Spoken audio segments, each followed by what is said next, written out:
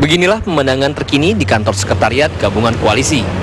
7 tiang bendera di depan kantor Setgab biasanya dipenuhi seluruh bendera parpol anggota koalisi. Kini 1 di antara 7 tiang bendera itu dibiarkan kosong.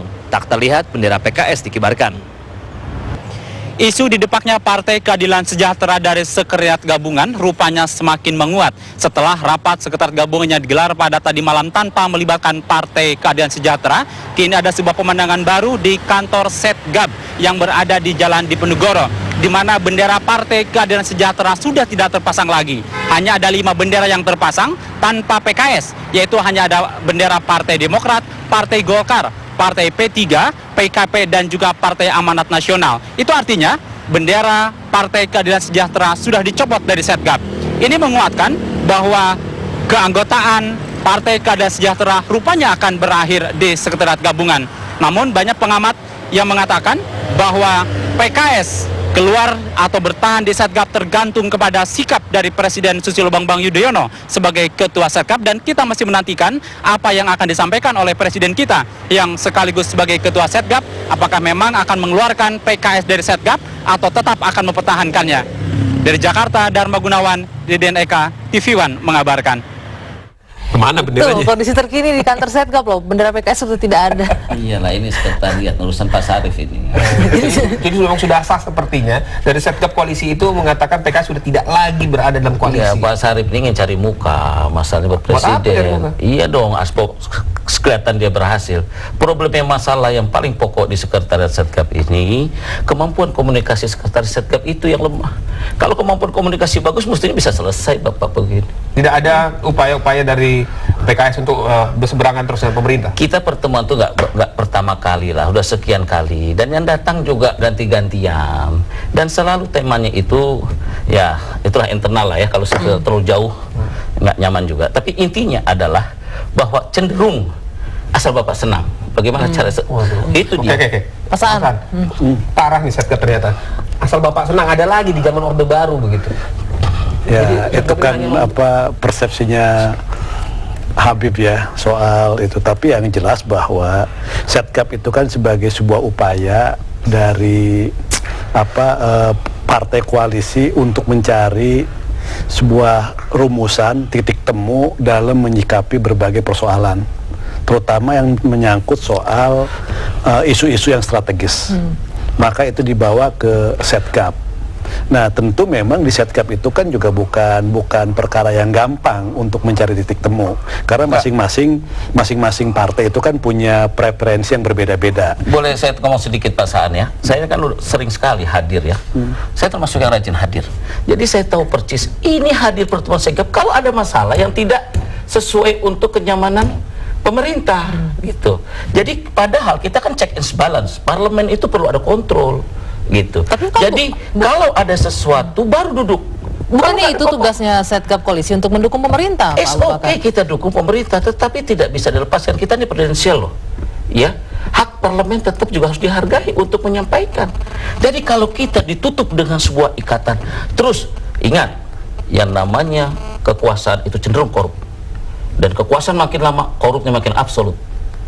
Itulah kita penting kontrol. Nah, ini kan bentuk kita saya kontrol. ingin ini kan juga yang namanya koalisi itu kan sebenarnya harus kita pahami dalam kerangka yang utuh. Nggak bisa kita mengatakan bahwa koalisi itu hanya ada di eksekutif, atau koalisi itu kan hanya ada dengan presiden. Justru kita berkoalisi itu kan dalam rangka untuk mendapatkan dukungan politik dari parlemen, supaya apa yang menjadi kebijakan pemerintah itu bisa berjalan dengan baik. Nah, tentu untuk mendapatkan dukungan dari parlemen itu kan juga bukan perkara yang gampang di tengah demokrasi kita yang multipartai. Maka adalah Setgab. Nah, untuk menyamakan persepsi satu pandangan di Setgab aja juga kan tidak gampang. Tentu kan karena masing-masing partai saya katakan punya preferensi yang berbeda. Nah, itu kan harus disamakan. Nah, ruang buat koalisi, ruang buat anggota Setgab itu kan perbedaannya itu kan di Setgab. Bisa kayak gini lah. Contoh yang sederhana itu adalah soal undang-undang pemilu. Undang-undang pemilu kan masing-masing partai peserta Setgab itu kan punya perbedaan-perbedaan. Nah, bagaimana perbedaan-perbedaan itu dibicarakan di dalam Setgab sehingga dicari titik temunya. Nah, memang tidak gampang, tidak bisa satu kali pertemuan langsung ada persamaan. Nah, Pak Saan, itu tuh. Ini pertemuan udah sekian kali loh ya. Tunggu dulu, Untuk bukankah pemilu saja udah Iya. sekian kali. Kalau untuk BBM? Oh, sama. Untuk BBM itu bahkan sampai ke level ketua umum. Ya tunggu dulu, tapi kita harus ini mundur lagi. Bukankah adanya Setgap ini bukan tempat memutuskan kebijakan pemerintah, tapi untuk mendiskusikan bersama kan? Bukan hanya mendiskusikan, tapi juga mendukung. Jadi kan gini, kalau misalnya gini, misalnya soal BBM itu kan sampai ke level ketua umum. Itu pertemuan di Cikeas. Nah, tentu kan presiden menyampaikan kenapa mengeluarkan kebijakan soal BBM.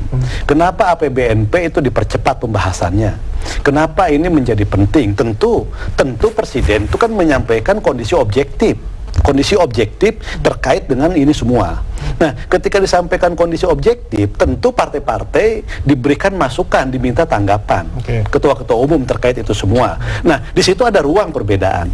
Nah, ketika misalnya perbedaan, misalnya apakah ketua umum PKS setuju dengan kenaikan BBM? Tidak. Apakah misalnya, nah kalau tidak apa alasannya? Nah, kalau setuju apa alasannya? Berapa besarannya? Ya kan itu dibicarakan. Nah, disitulah dicari titik temunya. Nah, ketika di situ sudah disepakati oleh semua anggota Setgap, maka anggota Setgap punya kewajiban untuk mematuhi dan mentaati. Nah, pertanyaannya benarkah itu sudah disepakati? Tentu ketika misalnya keluar dari Setgap, ketika konferensi pers bersama-sama menyampaikan tentang hasil rapat itu tadi, itu kan sudah disepakati. Nah, ketika disepakati, maka apa yang dikatakan oleh Pak Ical itu bahwa ketika kita sudah sepakat dengan pertemuan di Setgap dan kita harus menindaklanjuti dalam bentuk kepatuhan dan ketaatan untuk mendukung kebijakan itu tadi, apabila ada satu anggota Setgap yang berbeda dengan keputusan itu tadi, maka klausul itu berkatakan bahwa maka ketua koalisi bisa memberikan sanksi. Ya, kita tunggu nanti. Nah, itu. Karena ada kesepakatan yang dilanggar. Dalam bahasa Pak Sarif kan dalam bahasa sederhananya, kalau misalnya itu tidak dipatuhi, maka dikatakan bahwa anggota koalisi yang bersangkutan sudah melanggar kesepakatan. Nah, ketika sudah melanggar kesepakatan, maka ketua Setgap bisa memberikan sanksi. Nah, ketika misalnya sanksi nggak diberikan juga sebenarnya itu ada klausel yang mengatakan bahwa kalau misalnya dia sudah tidak sepaham lagi, berarti partai yang bersangkutan sudah keluar dari koalisi. Secara otomatis sudah keluar dari koalisi.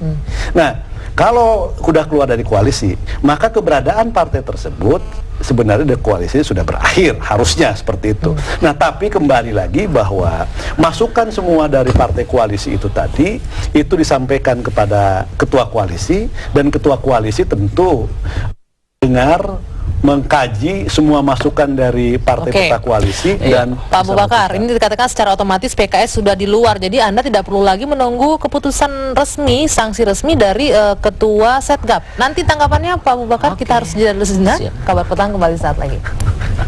Benar nggak?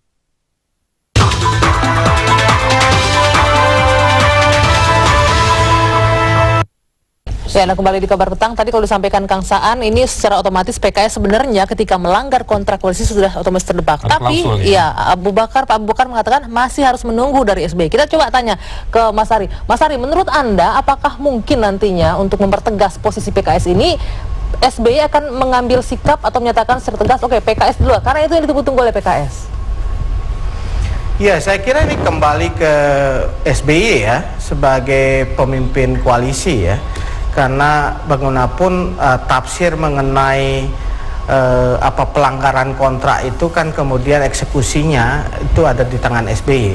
Apakah dilakukan secara simbolik tadi dengan hanya tidak memasang bendera PKS begitu hukumannya, tidak tegas lagi-lagi, atau sampai pada persoalan tidak dilibatkan ini dalam proses-proses pengambilan kebijakan atau keputusan di Setgap, atau bahkan lebih jauh lagi pada reshuffle kabinet ya, perombakan kabinet dan mengeluarkan menteri-menteri dari kabinet yang saat ini.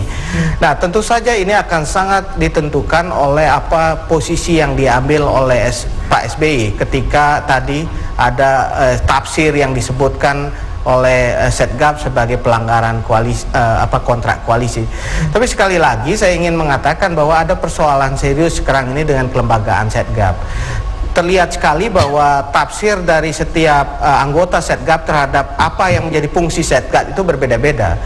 Misalnya ada yang memfungsikan Setgab sebagai sarana sosialisasi saja sebagai keputusan pemerintah begitu, sehingga Setgab dianggap dipandang sebagai tempat untuk menyampaikan apa yang jadi keputusan, dan kemudian harapannya partai-partai di parlemen mau menjadi bumper dari persoalan itu. Tapi ada tafsir yang lain, misalnya anggota Setgab mengatakan bahwa perlu ada ruang komunikasi politik seperti tadi disampaikan, bahwa ada perdebatan setelah itu tuntas baru diputuskan. Dan ini menunjukkan persoalan tentang kelembagaan Setgab, dan juga pada saat yang bersamaan cara Setgab dalam mengambil keputusan. Dari awal memang ada persoalan serius tentang interpretasi yang multitafsir. Satu mengatakan ini pelanggaran, satu mengatakan ini tidak gitu, satu mengatakan ini otomatis dikeluarkan, satu mengatakan kita tunggu lagi keputusan dari Presiden SBY. Oke, Pak Ari, ini terkait dengan posisi 3 menteri PKS di sini, kita tahu untuk kursi menteri itu hak prerogatif Presiden, tapi menurut Anda apakah mungkin SBY akan mengganti 3 kursi milik PKS ini? Ya, kalau kita lihat lagi tadi yang seperti saya sampaikan, bahwa posisi PKS akan tergantung pada bagaimana cara SBY melihat Golkar. Apakah Golkar dianggap sebagai aliansi yang bisa dipegang terus sampai 2,5 tahun ke depan, ataukah mitra yang bisa saja kemudian bisa keluar dan masuk begitu dalam sikap politiknya? Kalau ada keyakinan bahwa Golkar bisa dipegang dalam 2,5 tahun ini, maka PKS bisa dengan mudah untuk dikeluarkan. Tetapi kalau misalnya Golkar dianggap ya tidak bisa dipegang buntutnya, maka PKS mungkin saja masih dipertahankan.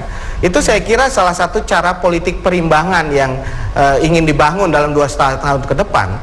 Di sisi lain juga kita tahu tidak akan ada perubahan drastis yang dilakukan karena style dari presiden kita. Baik. Pak Ari Dwi Bayanat, terima kasih sudah bergabung di Kabar Petang. Sayang sekali Pak Abu, Mbak San, waktu kita sudah habis. Terima kasih. Cuma sedikit ini, aku mau jadi oposisi bergabung dengan PDIP? Enggak, jalan saja. Yang penting pasti ini kalau memang diceraikan, berarti ini janda muda yang banyak tertarik. Oke, baik, terima kasih Pak Abu Bakar, Pak San Mustafa, terima kasih. Dan Kabar Petang masih akan kembali dengan kabar-kabar dari dunia olahraga bersama Putri Viola sesaat lagi. Terima kasih Pak Abu. Habis.